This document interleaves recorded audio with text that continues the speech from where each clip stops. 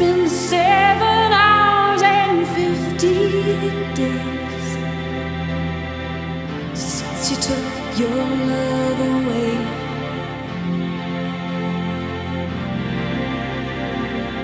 I go out every night and sleep all day since you took your love away.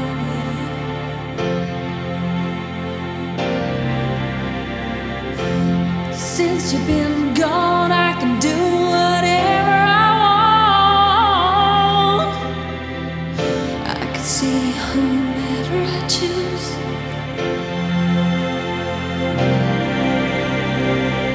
I can eat my dinner in a fancy restaurant,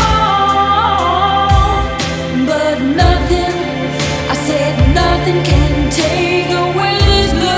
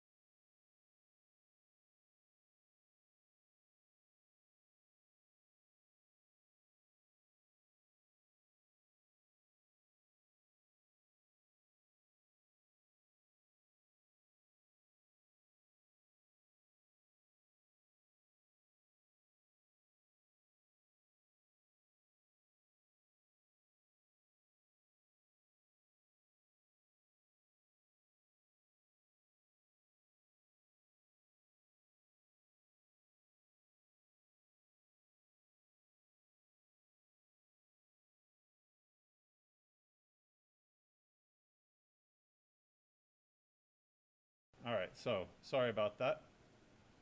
The audio was not working. Again, I'm Dr. Chris Burke from the School of Computing. This is Computer Science 2 for the UNO campus. That is 194, right? It's a special topics. This is section 003. So it's Computer Science 2. The official name, I think that they gave it was, the audio is good now, was what? Systems programming. It has to do with the unified CE program that's coming. Don't worry about it. I'm going to continue calling it Computer Science 2 because that's what it is, right? We will be designing a system, but it's just not like a low-level system. We'll be designing an invoice system, basically, right? Okay. So today we're just going to give a broad overview of the course, the expectations and stuff like that. And then we're going to get immediately into Java. We'll give a brief introduction to Java over the first 3 weeks here. And so I did want to get you started up and running. We'll go ahead and talk about the philosophy of the course first, then your assessment, the things that you're graded on, which are labs and assignments. You'll note here that there's a lack of exams, quizzes, tests, etc. Right, that's one of those guardrails that goes down from the transition from Computer Science 1 to Computer Science 2. There's no summative assessment, as they call it. Instead, it is 100% project-based, in which there are not 80% project-based. The labs are 20%. There are multiple phases. Each phase builds on each other. We'll talk about that in detail here in a second. Along the way, you are maintaining an IEEE design document that documents your design and is your opportunity to get feedback on your design early in the process. It's highly collaborative. We really want you to team up with at least one other individual. Teams of 3, 4, no, it's pairs. You can work alone if you want, but we really encourage you to team up with somebody else because you are able to bounce ideas off of each other, keep each other on task, right? Then we'll, of course, talk about the course resources for this course. Philosophically, at the end of a Computer Science 1 course, you should be able to approach a reasonably complex problem, design a top-down solution. In other words, take that problem, break it up into smaller and smaller chunks until each chunk is a single line of code or a function call to a standard library or something like that, right? And then you should be able to map that to an actual coding language. From the vast majority of you, probably C, right? Coming from last semester, which will automate the solution. The key realizations that you should come out of that course having are that computers and programs are not problem solvers. Despite what you might have heard in the media, ChatGPT is not going to be putting anybody out of work anytime soon. Probably not we're not at the Star Trek level of computer interaction yet. Probably not within my lifetime, probably not, certainly not within my lifetime, probably not even within your lifetimes, right? That's not going to happen. Somebody on NPR this morning was pontificating that it would, then you realize, no, he was a business professor, not a computing professor. Computers, the realization here is that computers are dumb. They do exactly what they're told. There are no ghosts in the machines, right? It's still a human problem solving is still a human process. Right? Programs only automate solutions. Computers are really good at grinding out a lot of data very, very quickly, right? Grinding out and automating solutions. Humans are not good at that, right? Just the opposite. Computers are not good at problem solving. Humans are the ones that are good at that. Quote by Douglas Adams here is that by the time that you've sorted out a complicated idea into little steps that even a stupid machine can deal with, you've certainly learned something about it yourself. That's the process of problem solving. Right? By the end of this course, you should come out of a Computer Science 2 course being able to approach a reasonably complex problem, so same prompt there, and ask design questions first. What objects should I create and to model this problem? What objects are appropriate to model this problem? How do these objects interact with each other in order to solve the problem? And what off-the-shelf algorithms or data structures can I pull to solve this problem, right? Because looking at a problem and recognizing, oh, that's actually just a graph problem and finding a minimum spanning tree or something like that, we won't do that in this course. But I could just take Dijkstra's algorithm or Prim's algorithm for MSTs, and it's solved, right? Being able to recognize when something else has already been solved, right? That's engineering, right? That's real problem solving. A quote here by Eric S. Raymond is that smart data structures and dumb code are a lot better than the other way around. So you're going to be approaching problems from a different angle instead of top down, breaking it down into smaller and smaller parts. You're going to start at the bottom and think, what pieces do I need to bring together in order to solve the problem, going up to solve the problem. Smart data structures and dumb code are a lot better than the other way around, will be exemplified by the end of the semester when you realize that, oh, I could use quicksort or merge sort, some really complex, smart code to sort an array of integers or something like that, right? Or I could just take this off-the-shelf data structure called a heap, put stuff into it, take stuff out of it, and it solved the problem, right? Dumb code, put stuff in, take stuff out, right? Smart data structure, the heap, right? So we'll talk about that towards the end of the semester. And those are the key realizations that you should come out of a computer science 1 to 2 course here. Right? Our rough schedule here, ignore the H, that's on the Lincoln campus. We're going to give a quick introduction for the first 3 weeks here to Java. Already having one programming language under your belt, C, you should be able to pick up another programming language relatively quickly. Once you've picked up 2 programming languages, you'll be able to pick up a third, SQL. Once you've picked up a third programming language, you'll just be able to pop them out one by one, right? It's not like natural language where if you learn English and Spanish, oh wow, it's going to be way easier to learn French. No. Why? Because computer programming languages are basically all the same, right? If you need to do one thing in one language, all you have to do is, how do I do it in that other language, right? And it's a little bit different approach or a little bit different syntax, but it's the same basic idea. So why do we have 500 programming languages? Because everybody likes to do things their own way, right? I don't like what that language did. I'm going to make my own language. And now we've got 501 languages, right? And the next 3 weeks, we'll focus on object-oriented programming in Java in particular. Java is not the only object-oriented programming language. It is not the first, and it's not going to be the last.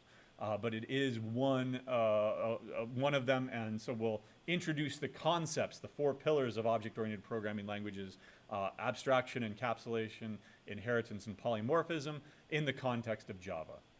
We'll then switch gears and look at database design, introduce SQL, structured query language, in order to create databases, design databases, and query databases. Basic CRUD, create, retrieve, update, and destroy. You need to be able to put stuff into a database, called persisting. You need to be able to load up stuff from the database. You need to be able to delete stuff in the database and modify stuff in the database. That's the basic CRUD, right? Then we'll change into list data structures, algorithm analysis, searching, sorting, stacks, queues. Basically, the last third of the course will be DSAs, data structures and algorithms. If you move, I don't know what the curriculum is at Omaha for the second year, but generally then you go on to Computer Science 3, right? That comes after 2, and that's a full DSA course, data structures and algorithms course. I don't know if that's in the CE curriculum or not. Don't quote me, right? Is it? Anybody know? Nobody knows what they're going to do next year. They're just concerned with what they're going to do this year. Completely understandable. Labs. There are weekly labs, so asterisk here, because generally the labs were only supposed to be 1 day a week, right? That was not properly communicated to whoever, schedules stuff. So we actually have 2 labs scheduled for this course, both the Tuesday and the Thursday right after this, right? Like 10:30 just downstairs, right? Because there's no attendance policy, that's another one of those guide rails that I take off for computer science too, and leave you to your own devices and to your own responsibility. Which one you attend, I'll be at both. If we've solidified some TAs, they'll be at both, and it's your opportunity to get help. They're due on Thursday though, right? So it's Tuesday, Thursday, so they're due at Thursday by midnight, all right? Otherwise that would make Thursday completely superfluous. If you want to attend both and get help both days, great. If you want to attend one or the other and get it done early, get it done on the day of, right? That's fine too. If you want to attend neither, and do the lab on your own, in your own dorm room or in your own apartment or wherever you're living, you can do that as well, right? So there is no attendance policy. There are 14, even though we have 15 weeks, right? There are 14 labs. So I think that the last week has no lab. We'll still probably stick around for help hours. In other words, the lab is both the lab time and also help hours, office hours. It's 20% of your grade. The lowest one gets dropped. So we're only going to grade 13 of them. Starter code is provided via GitHub. Again, cross out that Zoom because it's only in person. And forget about the LAs until we actually solidify any TAs or LAs or GTAs. It can be completed asynchronously. For example, Lab 1 is just to get you set up and familiar with the environment. I have a complete video walkthrough that I've been posting on Piazza that you can follow that, and you can, anybody done with Lab 1 already? I think somebody was asking about it. Okay, yeah, if you've turned it in and all of your test cases are passing, you're done for the week, right? You don't even need to come to the lab sections unless you want to, right? It's based on completion, right? So when you check this out, you will find that there is for every single lab, there is a unit test suite written in JUnit, Java JUnit, and say that there are like 20 test cases. What you do in Eclipse is you hit play, and it will run those test cases, and it will report back. These 15 test cases passed, these 5 test cases failed. Here's how they failed. The expected output was 5, but your function gave 8, right? Go back to the drawing board, fix that until all of your unit tests are passing. Once you've got that 20 out of 20 or 50 out of 50, whatever it is, right? Then you've completed the lab. Hand it in, right? And the grading will be automated on Friday morning. I'll just run a script, and it'll run all of your JUnit tests again and post your grade automatically to Canvas. Other than hitting that button to run that script, there is no human in the process. So all of your unit tests must pass, right? If you get 19 out of 20, that ain't enough. That's not complete. Right? So make sure that all of your unit tests are passing. Make sure that you're handing it in. If you work with a partner, you both need to hand in your own copy because the script is not going to look and see who teamed up with whom, right? So labs, 20% of your grade based on completion. Assignments are your 80%, right? That's the other 80% because, again, there are no exams, no quizzes, nothing like that. So already you can plan ahead here. Finals week for this course, whatever it's scheduled for, you don't have to be here, right? Assignment 1 is a standalone assignment. It is used to make sure that you are prepared to take this course. It's just 3 basic programs. You'll do them in Java because we're introducing Java. It's individual, no partners, no collaborations on those because you've got to prove to yourself and prove to the course that you're ready to take this course by completing that. They'll look very, very familiar.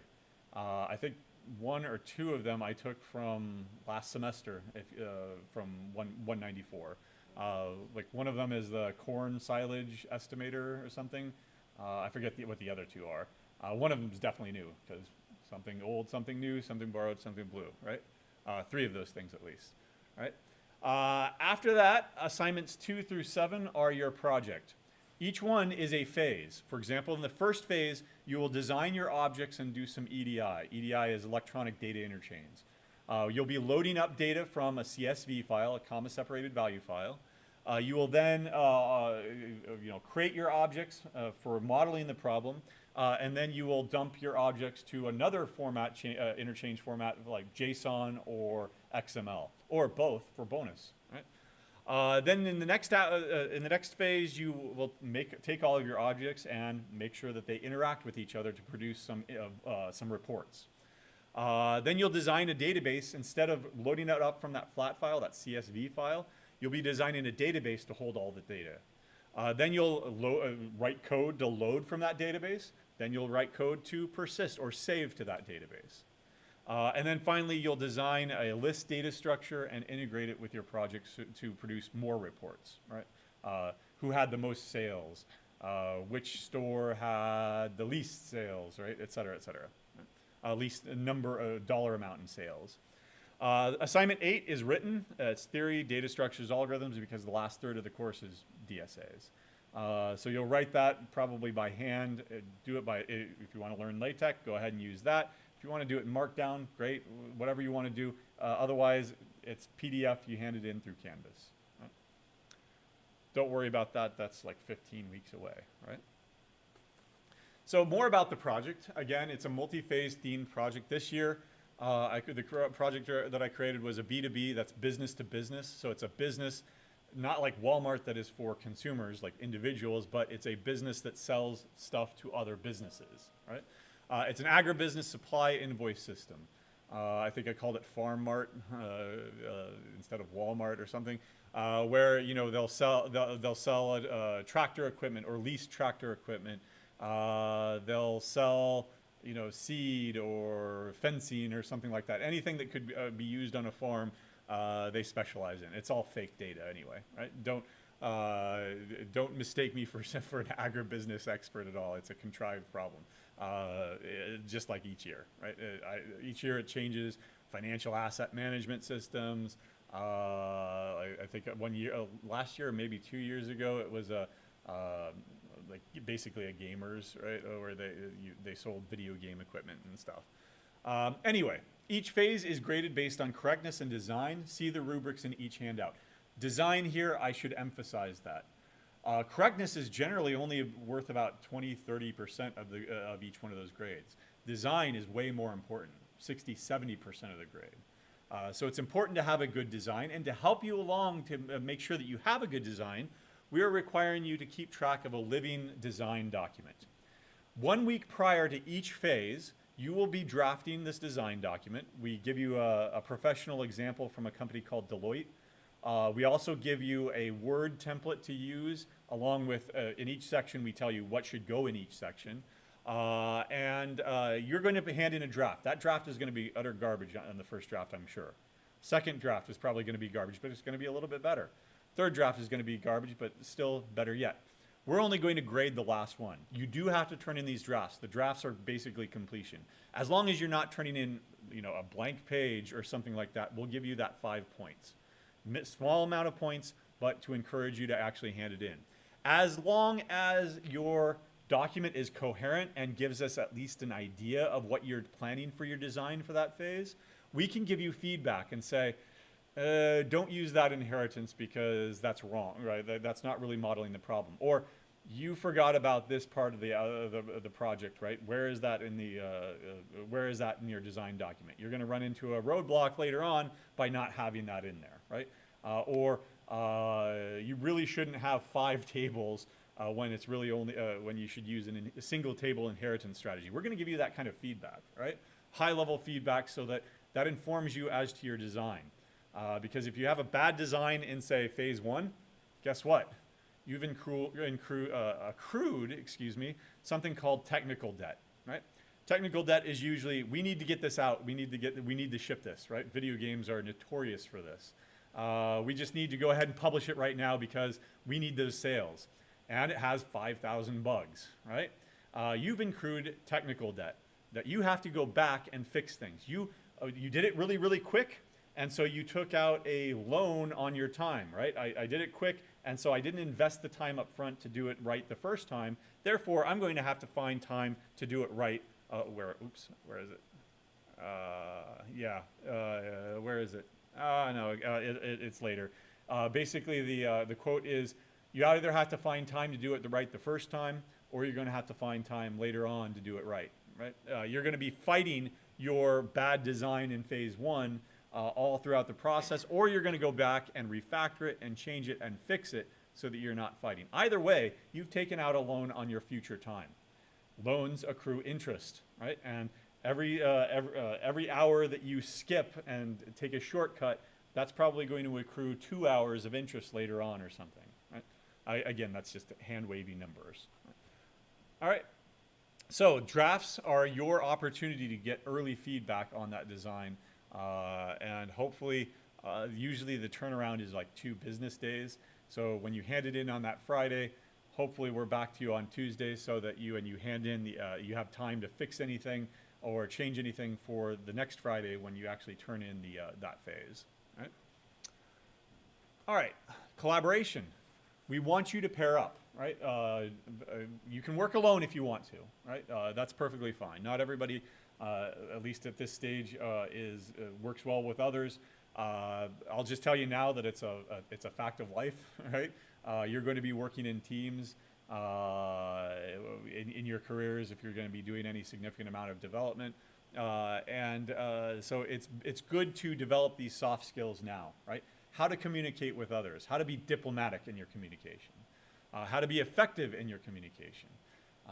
For example, even just simple things like emails. I had some random email recently that said, this thing is not working. I go, okay, dude, I've got 200 students across 4 different courses on 2 different campuses. At least tell me what course you're taking in order for me to help you with this, right? Effective communication, right? Not just not just spilling words out onto a piece of paper or whatever. Teamwork, right? How to work effectively within a team. These are things that you can teach tips, you can give tips about how to do these things, but really these things are really only learned through experience, right? And mistakes. And so this is your low risk opportunity to start developing those soft skills, right? Conflict resolution. Again, partners can mooch, they can flake out, they can disappear, right? Choosing to work in pairs means that you are responsible for yourself and your partner. And if at any point in the semester you realize this pairing is not really working out, right? They're not pulling their own weight. They've missed the last 3 meetings that we agreed to meet. I'm going to have to cut ties and go on my own way. Or I'm going to have to communicate to that person. These are the expectations. I'm not going to be able to work with you anymore if this continues to happen. That all goes into conflict resolution, right? And just having the confidence to be able to approach somebody like that in a professional manner, right? A lot of people are scared of that, right? It's just like public speaking or something. Right? Don't undermine the learning process of your partner by allowing them to mooch or to not do any of the work. It should be a complete equal share. Don't just split it up and say, you do the even labs and I'll do the odd labs, right? It's got to be an equal share. You're only going to learn half the material that way, and they're only going to learn half the material that way, right? When you do pair up, we highly encourage you to use Git. That is a skill that we exposed you to in the last semester. I have a video on how to use Git with Eclipse, going through the process of committing stuff, pulling changes, and working with a collaborator on Git and GitHub using Eclipse. You should just get into the habit of using it, right? Don't fall into bad habits of handing back and forth a thumb drive or something, or sending it via email or something like that. Use the proper tools, and Git is the proper tool. Right? If you are going to pair up, you need to make sure that you pair up in Canvas. We've already prepared, I think 20 or 10 or 15 groups. They're under people, and the instructions are in the handouts, but if you go to people and then project pairs, join a pair, have the other person join a pair. Remember though, that for that first assignment, there is no pairing, right? It's got to be no collaboration, right? You got to prove that you can stand on your own in order to walk with somebody else for the rest of the semester, right? All right, so take the long view. Make sure that you understand where we're going. I just gave you a high-level overview of where we're going. What I would do is I would read the first assignment right now, even though it's due in roughly 3 weeks. You should understand where we are, where that is. Now, where you're going for the next 3 weeks. Now, to help you, I've also provided a handy-dandy project maintenance tool called a Gantt chart. This is quite old. The idea of Gantt charts is quite old. I think it dates back even to the 19th century. Yeah, I'm not sure how old it is. But basically, it's a project planning tool to let you know that are we behind? Are we ahead? Are we right on track? Right? So for example, here's assignment 1, and here's the next 3 weeks. What should you be doing each day as we progress throughout the week? Now this one was written for the Lincoln campus, so lab 1 is actually due on Thursday. You can go ahead and change that by making it due on Thursday 1/26 and 1/26. There we go. Now it's due on Thursday instead. I'll go ahead and undo that because this is my copy. But you'll see that everything automatically shifted, didn't you? Right? Because this is the magic of Excel. Everything is now, all those labs are now due on a Thursday because all it is 1 week later, 1 week later, 1 week later. Right? Little tricks like that. I did not write this originally, but I did heavily modify it. I think that the original, do I give credit where use modify? No, I don't know who wrote it. I just found it randomly on the an Excel Gantt chart. But anyway, it tells you what you should be doing on each day. For example, today is the 24th, right? And so it's highlighted there in red. Right? So what should we be doing? We should be reading and understanding the handout. Right? Once you're done with that, you can go ahead and come in and mark that as done, 100%. Right? If it's only, say, I only read half of it, 50%, right? You can fill that in, right? If it's, no, I haven't read it yet at all, 0, right? And then it shows that it's not done. Once it's done, all right, okay, great, now we're ahead, right? I need to do that lab. All right, well, you've already done, somebody raised their hand and said that they already did the lab. They go ahead and mark that as done, right? Now I'm really ahead, right? If you get to the due date here in 3 weeks and realize that all this stuff is still a magenta purple, right? That's a huge red flag that you are behind, okay? So this is a nice little project management tool, Gantt charts.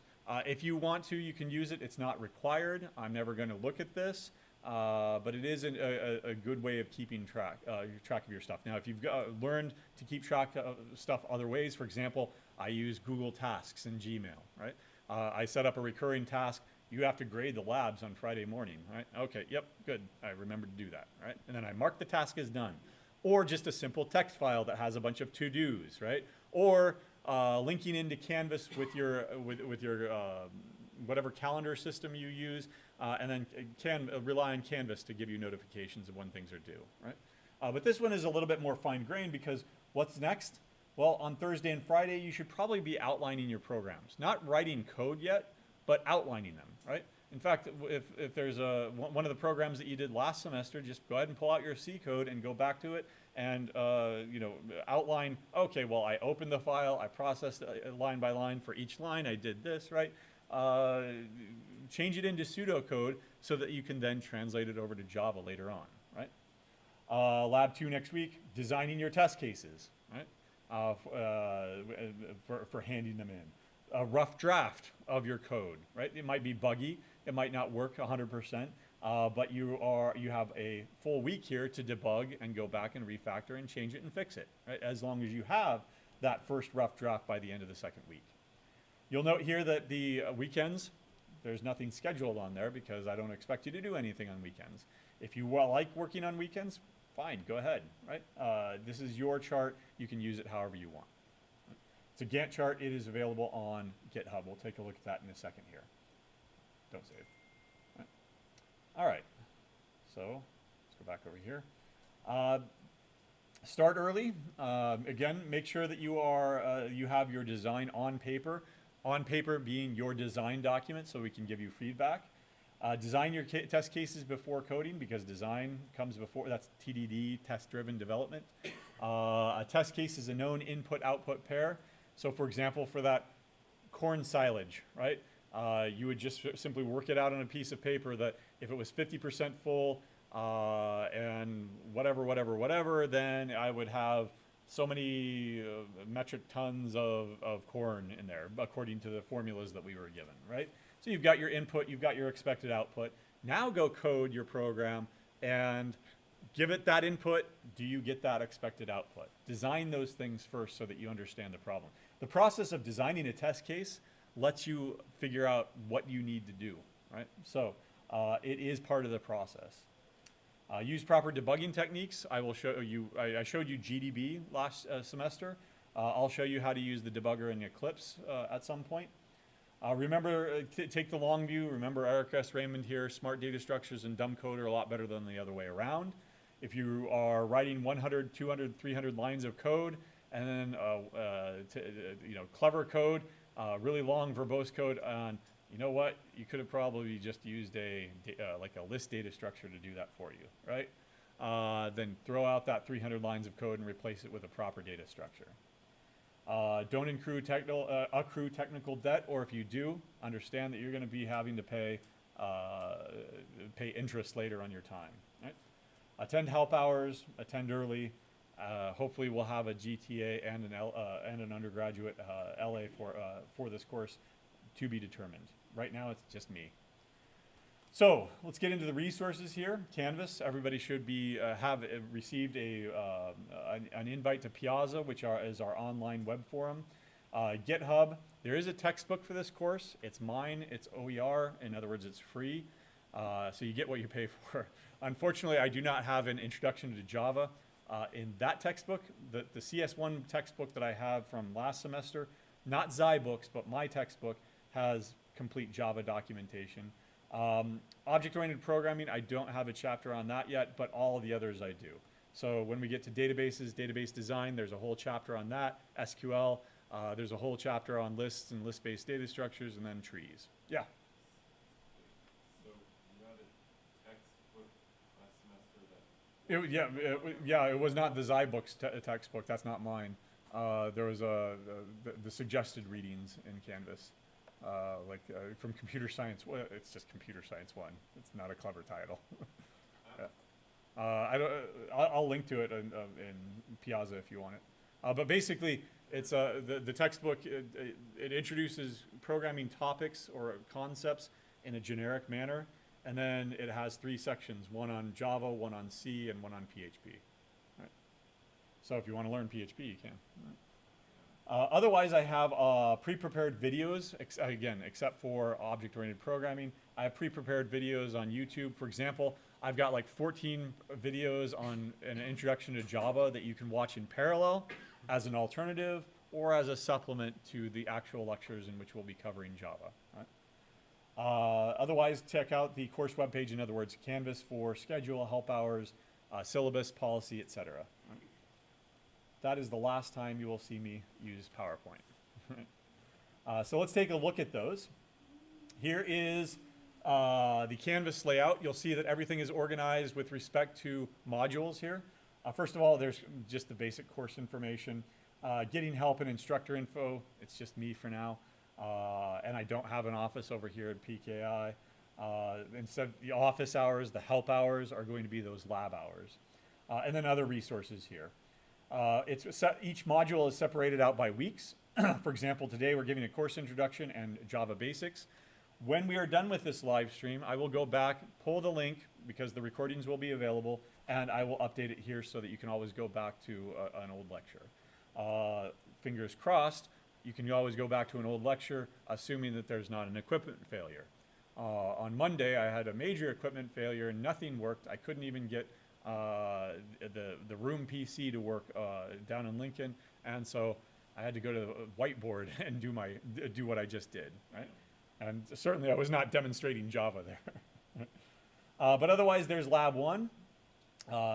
Getting started, those are the pre-prepared videos right there. I believe that the second video is a complete walkthrough, is it? Which one is it? Come on. So getting started, Lab 1.0, complete walkthrough, right? 28 minutes.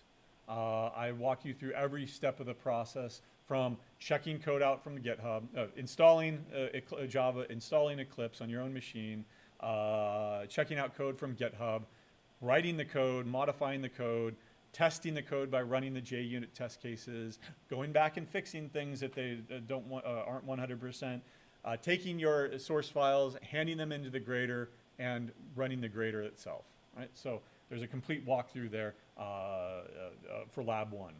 Otherwise, if you're interested in how to use Git along with Eclipse, I have a complete walkthrough there. And then finally, when you eventually get to your project, I have a complete walkthrough of how to set up Eclipse for your project, okay? But otherwise, that's not for another 3 weeks. And then there are those, was I right? 13 videos. 13 videos on a quick introduction to Java. We go from the Java basics and getting started to variables, operators, output, all the way down to classes and exercises. So I do 3 major exercises here, walk you through the entire process. Right? Those, again, can be watched before, during, in parallel, or after, or as an alternative if you need them. Again, no object-oriented programming, 2.1 through 2. Whatever, is not yet completed, but I do have videos on SQL and designing databases, then list-based data structures, then algorithms and algorithm analysis, and then finally trees and tree-based data structures. How many total? 43. 43 pre-prepared videos, and wow, 12,000 views. Right. Cool. I wonder how many subscribers do I have now? I don't care. I'm pretty sure that most of them are not bots, though. It's too low to be bots. It's not high enough to be bots. Anyway, there's the syllabus. There's the Gantt chart. What does the syllabus look like? Standard boilerplate stuff. So everything basically that we just talked about, what this course is about, services for students with disabilities. If you need accommodations for exams, guess what? There are no exams, so congratulations. Continuation of instruction. If there's too much snow outside, I'll just stream from home. Right? Assessment, again, you get some free starter points just to make sure that everything rounds out to an even number. Labs, 13 of them. Remember, there are 14. We dropped the lowest one, worth about 20% of your grade. There are 9 assignments. That's 8 assignments plus your design document, worth 80% of your grade. Right? Standard scale, labs, assignments, grader policy, web grader policy. Generally, no late work is accepted. It is Cinderella due dates, meaning that everything is due at midnight, 1 second before midnight, and then it closes off and never to be opened again after that. All the labs are due on Thursdays by midnight. All the assignments and design documents and stuff are due on Fridays by midnight. Okay. It's got to work in the web grader. If it doesn't work in the web grader, it doesn't work. Right? Academic integrity, standard boilerplate there.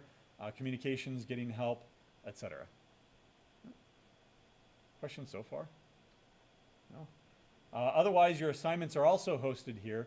Don't worry, they are linked to in Canvas. There's assignment 1. It just links over here to assignment 1, a markdown handout. Right? I'm in dark mode here. If you go to GitHub, you might be in light mode. I don't know. I don't want to read the details of this stuff, so it doesn't really matter. I'm just showing you where the stuff is. But hey, there's that corn silo estimator, right? 25 points for that one. Ooh, yep, this is also from last semester. Husker Maverick cheer, right? And then finally, something that is new, weather data, where you have to process a bunch of data from 2 different weather stations. We didn't do that, did we? Oh, we did? Oh, okay. All right, yeah. Was it weather data? Yeah. Okay, all right. Well, then I just stole everything from last semester. I'm stealing from myself, right? It's not plagiarism when you're copying yourself. What's his name? John Fogerty, right? John Fogerty was sued for plagiarizing his own song by his record company, right? John Fogerty won, by the way. Right? So anyway, when we get into the actual more details later on like more complicated stuff like the project. In fact, prior to that first design document draft being due, I've invited the representatives from the Writing Center here on the UNO campus. We do have a Writing Center to come and help me give a dual lecture on drafting and the importance of drafting and the importance of technical writing. Right. So we'll have somebody. We'll have a guest here that day. Right. But otherwise, it's all mapped out already. Right. It's a pretty consistent schedule for the last several years. Everything's on the front page except for this stuff. I don't want to go to people because we are streaming and everybody would pop up. But if you go to people, you'll see that there's project pairs, and then you can go ahead and assign yourself right now. But again, no collaboration for that first assignment. Good. If you're interested, you can, if you just go directly to the GitHub page where everything is hosted. There's my channel. There's a draft of my textbook. There's all the labs. Every single, at least, what is this, last 3 years? 2003, 2, 1, 0, and 9. It's last 3, 2, 1, 0, and 9. Wow, 5 years. 5 years I've been, I actually streamed before that, but I've only kept it stuff for the last 5 years. Does this Canvas page even work still? Yes, it does. So You can go back and check out old like live streams for the last 5 years, right? If you really want to. Yeah, I don't know why you would want to though. Right. Look at the new stuff, new shiny. Right. All right, so let's go ahead and get into it with 30 minutes less, maybe. I don't particularly like these hour and 15-minute classes, but it is what it is. The 50-minute classes are too short. I like everything should be exactly 1 hour. But anyway, introduction to Java here, right? Java is still one of the big programming languages. Let me go ahead and move this over here so it looks better on the stream. There we go. All right, so if you look at any index of programming languages, all right, the Toynbee index, for example, Java has been, since its birth, consistently in the top 5. The others that are in the top 5 consistently are going to be C, C++, right? They usually conflate the two. They're completely different languages, though. So C, C++ will just count those as 2 languages. Java, JavaScript, and in more recent years, Python. So if you are going to learn languages, those should be your go-tos. Now, of course, as computer engineers, you'll also need lower level stuff. So MIPS, is that still a thing? What assembly language do you use? What? ABR? AVR, okay. All right. I don't know what that is. So whatever assembly language is used for microprocessors and actual systems nowadays, you would also need that, right? Now, even if you weren't a computer engineer, you'd at least need exposure to that to see what it looks like. When you run something through a compiler, what does it spit out, right? Assembly language. If you're going to be writing a compiler, oh boy, do you need you need both, right? But anyway, Java is still one of the top, and will be for at least my lifetime, probably, if I can pontificate or prognosticate, I should say, tell the future. It's probably going to remain one of the top 5 languages for the rest of my life, at least. It is a class-based object-oriented programming language. What that means, translation here, is that everything in Java is either a class or it belongs to a class. So for example, from C, you could write your own function, my awesome function, right? And where did that function live? It just lived in the global namespace, right? But in Java, if you're going to write a function, we call those methods, it's got to exist inside of a class, right? Everything is a class or it belongs to a class. It's inside of a class. Classes, what are they? They're simply units of code that are declared in their own source file. So for example, if I have a hello world program, then it's got to be in a source file named helloworld.java. .java, why? Because it's a Java source file, right? If one of these is wrong, for example, I lowercase w instead, it's going to be a compiler error. It's not going to work. This name right here of the class has to match this name right here of the source file. Source files are compiled using the Java virtual machine, or to the Java virtual machine, I should say. So it's still a compiled language, just like C, but it doesn't actually compile to machine code, like that AVR code. It doesn't go to assembly. It goes to what's called Java bytecode. Why? Because it doesn't want to live on a machine. It wants to live abstractly above it. Java is a write once, run anywhere programming language. In other words, you don't have to write it and then compile it for Linux. You don't have to write it and compile it for Windows. You don't have to write it and compile it for Mac, right? Instead, you compile it for the Java virtual machine. The Java virtual machine lives on top of each one of those operating systems. It provides an abstraction away from that lower level detail, right? Interpreters kind of do the same thing, but, like Python. But even there's like just-in-time compilers. But anyway, Java only compiles for the Java virtual machine, Java bytecode. Right? IDEs like Eclipse can hide these details. You can always go, what compiler did we use last semester for C? GCC, right? You had to type out GCC. You had to compile it. In fact, if you had multiple source files, you had to compile that one, compile that one, compile that one. And if it got too complex, you would go ahead and make a make file, right? And we gave you make files. We didn't require you to use a make file. Our make file here is the actual IDE. It abstracts all those details away so that you don't have to worry about it. IDEs are integrated development environments. Over here, our IDE of choice is going to be Eclipse.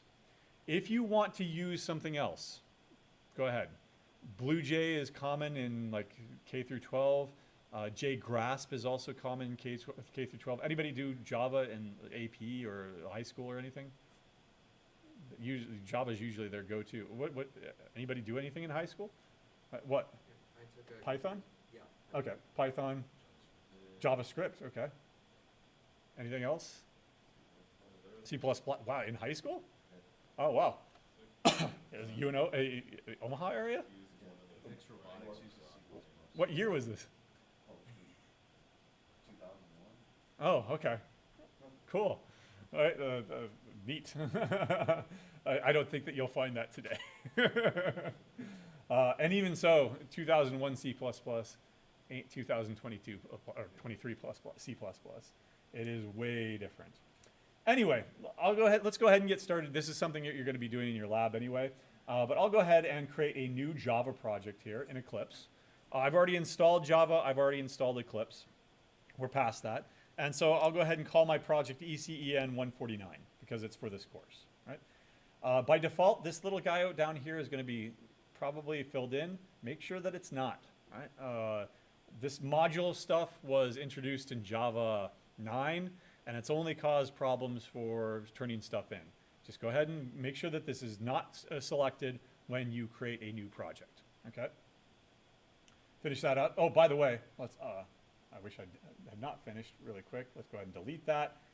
Delete everything on disk. Yes, it is gone, lost, gone forever. Right.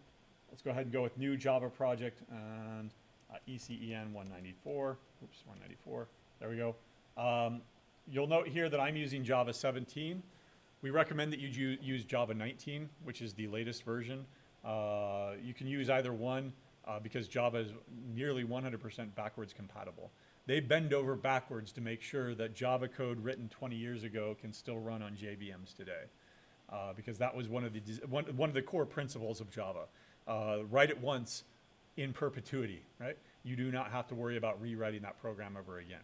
To a fault. There's lots of warts and bad things that were introduced in older versions of Java that in the name of making sure that everything is backwards compatible, we still have to live with today, even though they probably should have been deprecated and gotten rid of. We'll get to those later. Not bugs, but bad designs, like checked exceptions. Exceptions where you are forced to write code to try and catch them. Those are a mistake. When they came out, we'll talk about them later, but when they came out, everybody was like, wow, this is cool. This is going to solve a lot of problems. It proved to be a problem in itself that no other language that I know of, except for C++, and even when they did it, they made it optional, no other language has adopted it, right? Because of lessons learned from Java checked exceptions. Anyway, you can go ahead and select, I think I've only got 17 here, so, but whatever the defaults are, right? Let's go next. And yeah, that's good enough for now. Finish. All right, so here's my project. I've got my JRE, that's the Java runtime environment. As long as you install Java, JDK, stuff like that before you install Eclipse, this should all be automatic. SRC is short for source. I'm going to go ahead and create a new package. Okay? And I'm going to call it UNO dot, where ECE? There we go. Right? So a package is simply just, under the hood, it's nothing more than a folder. Right? In fact, let me show you. Let me go ahead and create a new class here before I show it to you. Hello world.java. Oops, not .java, just hello world. And I'm going to generate a main for that, and we'll come back to this in a second. Right? Now there is this hello world.java file that's been created. It's somewhere on my system. Let's go ahead and find out where it is. You can go down here to properties, and where is it? Open this up, and let me show you what this looks like. Right? So there's that. There's my project. It's just a folder. There's my source file, src, short for source. Well, what does my packet? What do my packages look like? They're just folders, right? UNO, ECE. It is a way to organize your code, right?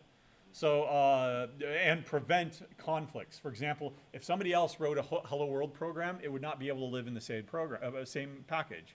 If you put it in a different package, like for example, I wrote one for the UNL campus, I would put in UNL SOC for School of Computing. And those two exact same files could live in harmony alongside each other as long as they were in different directories, in different packages. So a package is nothing more than a way to organize code. Okay. All right, great. Now I've got my source file here. Let's actually make it do something. I'm going to get rid of that comment. We'll talk about comments here in a moment. And I'm going to make it print out hello world. That's always the first program, right? Hello world. World. Now before I run this, let's look at some familiar things here. I can make it bigger. There we go. And give myself some more room. Okay. Everybody can read that now, right? Ludicrously oversized. So remember, I created a package and I put it into that package. What did the IDE generate up here? A package declaration. This file, this source file, belongs in a uno.ece package. UN Omaha, ECE electronics and computer engineering. Electronics or electronic? I don't know. Electrical and computer engineering. Okay, thank you. All right. So what's that thing at the end there, right there? And what's that thing at the end of that line on line 7? Semicolons. Look familiar? C-style syntax, right? How did I open this this logical unit of code, this class? Curly brackets, also from C. Right? How did I open and close this function right here, this method? Also curly brackets. I did indentation, right? In fact, it did indentation for me. What if I took out all the indentation and I was really inconsistent about it, whatever, right? That's bad. That's real bad, right? I'm going to lose some style points on that. In last semester, what tool did we use to fix it all? Good question. What was it called? A-style. And then we got into the habit of making sure that it was correct to begin with, right? And we're still going to be in that habit. If you ever fall out of that habit, or you did a cut and paste from something and it screwed up the white space, magic. Right? That's the magic of IDEs, right? Integrated development environments. What did I just do? This is Mac, so it's going to be Shift Command F. F for format. Windows users, it's probably going to be Shift Control F. Don't quote me on that though. I don't know. If anybody's following along, let me know. All right? But otherwise, style, same as C. Right? Indentation and code blocks. Class names are always upper camel cased. This will work, or as long as I rename the unit to a lowercase h, but that's not the Java way. Right? Java, all classes are upper camel cased. In other words, multiple words, first letter, uppercase, everything else lowercase, no underscores, no numbers, etc. And all methods here are lower camel case. So lower camel case looks like this, right? So it's exactly the kind of stuff that I did in C. That's not very a C way of doing it, but that's what we used in last semester. Okay, undo, undo, undo. Right?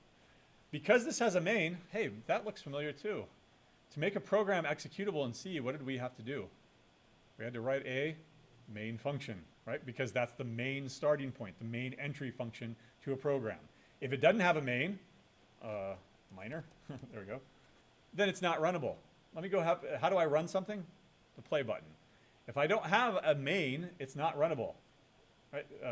It's actually running something else because it says this isn't runnable, so whatever you ran last time must be what you want to run. Right? We can go down to run configurations here, and I've got a lot, so let's go ahead and get rid of all of them.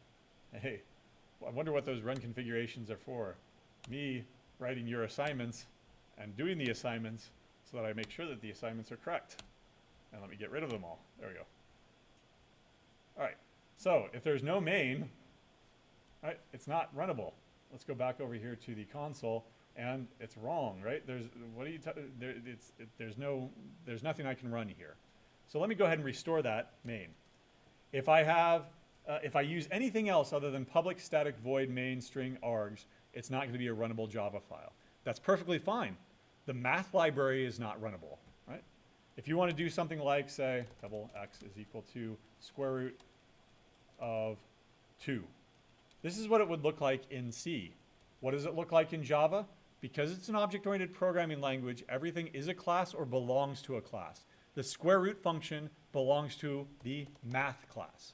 The math class is not a runnable class. I can't run the math library, right? And no more that I could take a calculator and run that program. What do you mean? Right? You got to give it some input and then run one of the functions, plus, minus, right, on a calculator. But otherwise, everything is a class or belongs to a class. Only if it has a main is it a runnable class. We'll come back to that in here in a moment.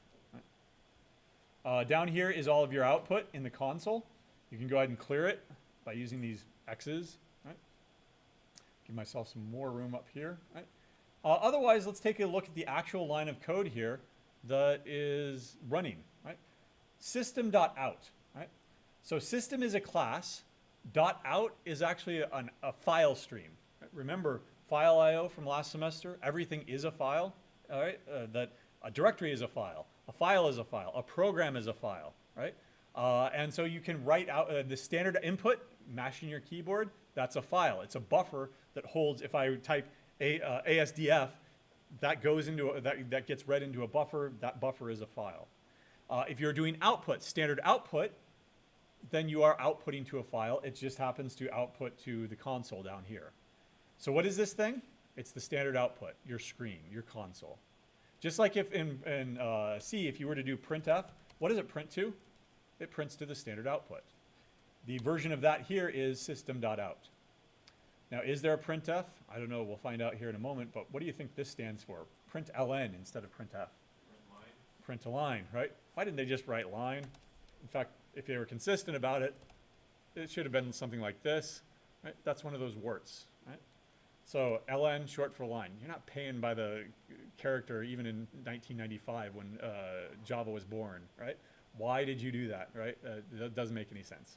In any case, that's what we live with today. So when I run this, and it actually works now, it prints out hello world, it goes to the next line. You'll see that the cursor is actually on the next line. Why? Because it automatically inserted this end line character for you. If you want to, you can go ahead and put in an end line character for yourself, in which case you'd want to use print instead. Right? Print as the alternative that does not include an end line character. Right? So get rid of this, run this, and you'll see that there is no cursor on the next line because we're still on that same line. You know what? I really liked all those fancy things I could do with printf last semester. Don't worry. You can do the same thing this semester. System.out.printf. Right? Provide a formatting, right? So for integers, what would it be? X is equal to %d. Y is equal to, what about floating point numbers, doubles?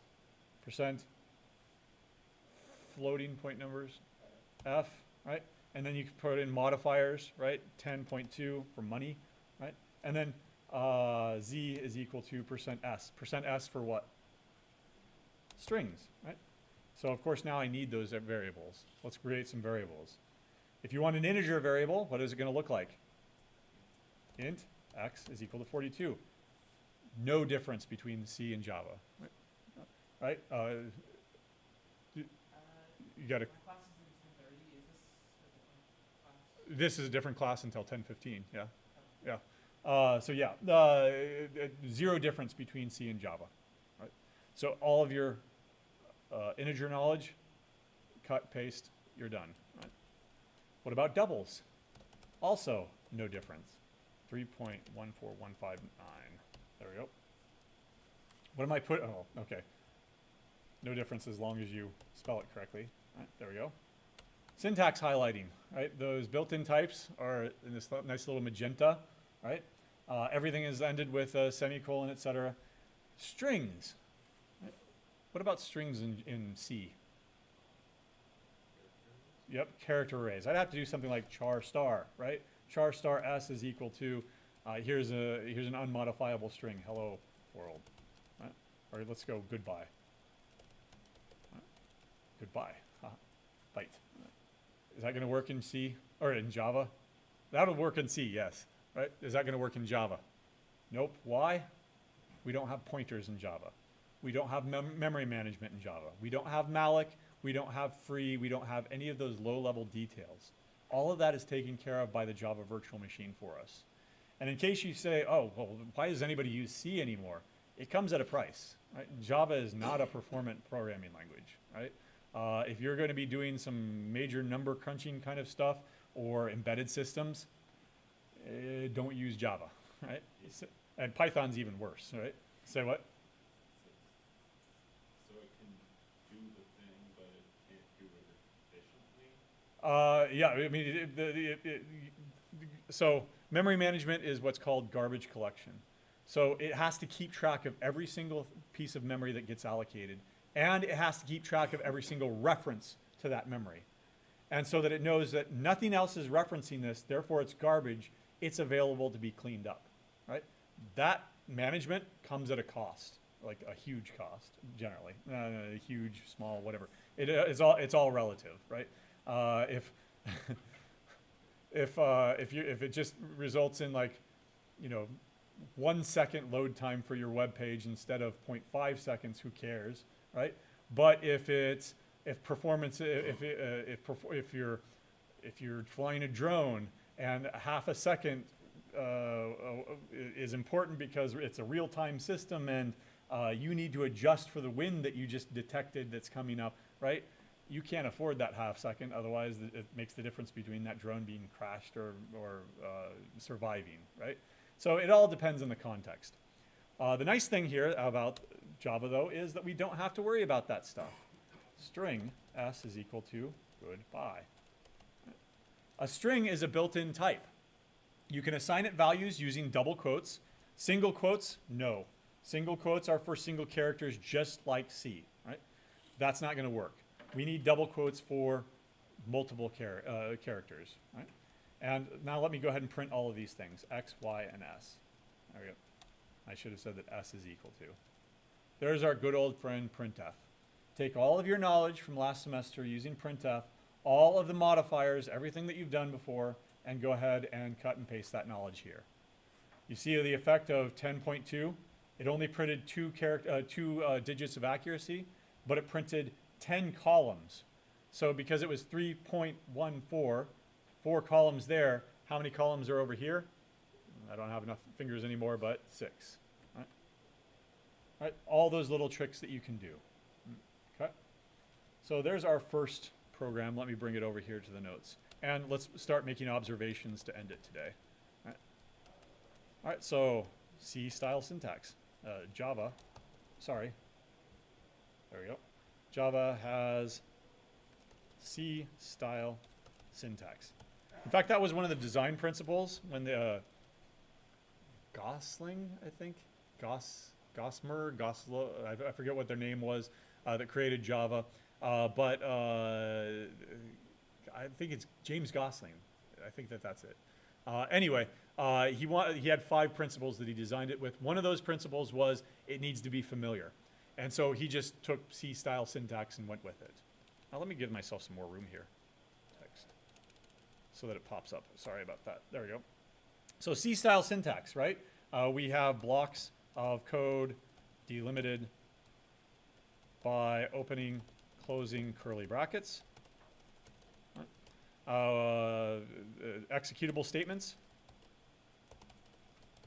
are ended with semicolons. Right?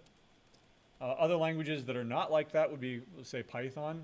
There's very little punctuation at all. What else do we have? What else did anybody notice?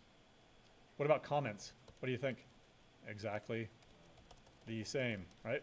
Single line will be backslash or forward slashes in those.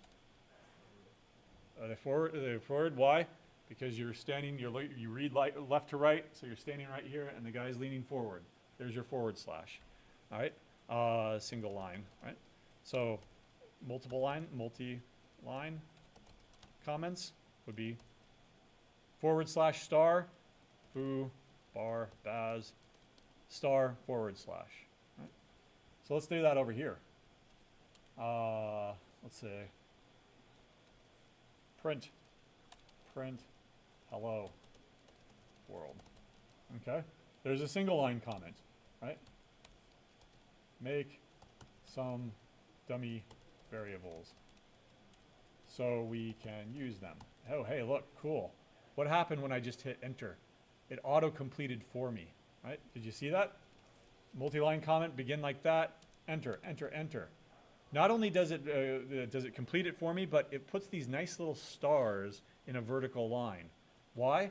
It's a visual cue that you can see that the comment continues, continues, continues. Those, strictly speaking, are not necessary, right? That will be the same multi-line comment here, foo, bar, faz, right? As before, it's just a formatting thing that lets you visualize it a little bit better, right? So let me go ahead and get rid of that. Now let me show you another comment. In fact, you're going to need these comments because of documentation. Star, star. You'll note that there's a slight color difference. We went from green to blue. Those are doc-style comments, right? So this is a basic hello world program, right? Author, me, right? Yay, me. I did my first program here.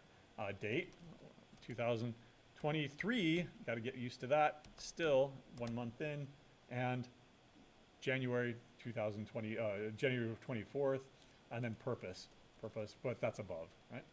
You'll also see these little annotations here. Why? Because if you start using doc-style comments correctly, you can start using a lot of really cool tools. For example, what am I going to write here? Let me. I don't have a browser open. Let me open up a Wikipedia page on Java. There we go. So I want to link to more information. Hey, I was right. It's James Gosling. Right? I want to link to more information. So see more or more info on Java. What did I just write there? Those of you that took the high school JavaScript, what is that right there? It's HTML, right? If I hover over this hello world here, it's kind of difficult to see. Oops, I need to save it, sorry. Let me go ahead and hover over that again. Oh, where is it? It should be there. Did I screw it up? Put it up there.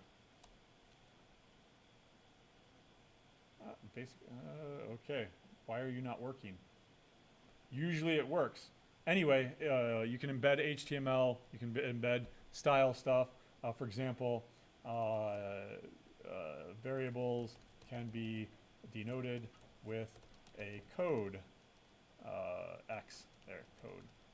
Let me go hover over that again. Come on. It's not updating at all. I don't know why. That's really weird. Let's get rid of all of it. Okay, now let's restore it. It's choking somehow. Anyway, it would usually print this in a nice way. Maybe there's some setting or something that I forgot to put that it's not doing it anymore, but whatever. Those are doc-style comments. For your first 3 programs, you will be required to use doc-style comments in order to provide an author, date, and purpose. Right? Later on, when we get into the project, every class and every non-trivial function needs doc-style comments like this. Right? What else did you see? Anything? Good style indentation, right? Square brackets for arrays, double quotes for strings, right? Single quotes for characters, but we're not going to use characters. Don't worry about it. There is a char, but it's kind of useless. What about the differences that I mentioned? This is where we'll end it. I'm just going to cut and paste this. So what are some of the differences? There's no memory management. No malloc. Right? Well, I'll show you how to create new arrays later on. You use the new keyword. Right? But there is no malloc. It's all automatic. There is no freeing of stuff. It'll take care of it for you. If there is a chunk of memory that is no longer used and needs to be freed, the Java virtual machine will take care of it. It's called garbage collection. Right? You write it once, you compile it once, you run it anywhere, right? Anywhere that has a Java virtual machine. So I could take that hello world code and I could compile it. It compiles into a .class file. Let me show you what it looks like. Properties. Nope, nope. Properties. Let's open that up. You remember that there was an SRC file or SRC directory. There's also a bin directory. What do you think bin is short for? Binary, right? UNO, ECE, same exact thing, but hello world.class. Now that .class is Java bytecode. If I were to open that up with, some of it would be readable. If I were to open that up with a text editor, some of it would be readable, but most of it would just be binary garbage, right? Just like compiled C code is. But it would be Java bytecode, not machine code for that particular system, for that particular operating system, and for that particular processor. So it is write once, run anywhere. I could take that .class file and move it over to your Windows machine, and I could run it no problem whatsoever. I wouldn't need to recompile it. You might be asking yourself, well, if it's that simple, can you decompile it? Yes, you can. Can you decompile compiled C code? Not that easy, right? Because the mapping back is not straightforward from a compiler. But Java bytecode is 90% decompilable. Right? It is completely 100% backwards compatible. Again, they bend over backwards to make sure that Java code that was written, let's see, it's 2023, right? So 22 plus 27 years old now, right? Java is. That code written 27 years ago is still, for the most part, runnable today on today's Java virtual machines. Right? It's not necessarily the case that you can take something written specifically for Java 19, take it back 20 years and make it and expect it to run on an old Java virtual machine. But the other way around, yes, it's completely 100% backwards compatible. Kind of odd if they were forwards compatibility. Oh, that'd be a dream, right? Nothing, well, that means the death of your language. You've perfected the language and you will never make changes ever again. That's kind of like C, right? They are very, very reluctant to make changes. That's why you have C89, C90. Every 10 years, they make very small changes. Why? They want backwards compatibility, but through design and not through intention. Right? They don't want things to break, and which is actually very good. If we were doing Python, I'd point out that we're only doing Python 3. None of that Python 2 nonsense. They are not backwards compatible at all. PHP is even worse. PHP is so non-backwards compatible that they skipped a version. I think it was 8. They even had a book on it, PHP 8, and that it was never published. The book was there, but the actual language version was never published. They couldn't all get on the same page, so they got, all right, screw it, 9, right? And then they decided on what the language should be. All right, any questions? Otherwise, remember that the labs are both days. You really only have to attend one, and if you're going to just attend one, then Thursdays, because that's when it's due. I'll be down there. Where are we, by the way? 340? Okay, PKI 340. So we're just up here. Once I break down, I'll be up there soon. Right? But otherwise, if you want to just follow along on that the video walkthrough and do it at your own pace, do it somewhere else, that's fine too. All right, I'll see you on Thursday, or maybe today.